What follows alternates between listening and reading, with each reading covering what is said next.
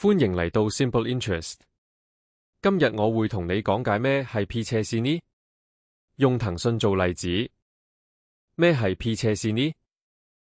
P 斜線 E 等於 Price 斜線 Earnings， 即係股價除以每股盈利。簡單講，你要付幾多年盈利去買呢隻股票？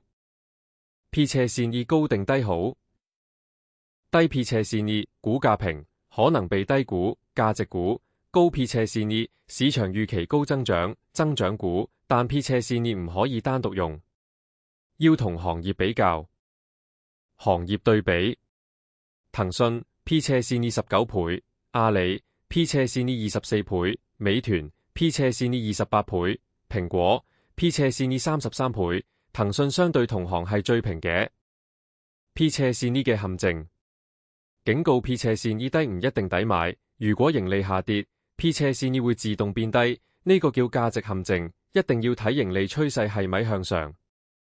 總結： P 斜線 E 係基本估值工具，但唔好只用佢，要配合 PE、市賬率等一齊用，仲要留意行業、盈利增長、宏觀環境。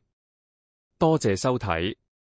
如果鍾意呢條片，記得訂閱 Simple Interest，每星期學多啲投資知識。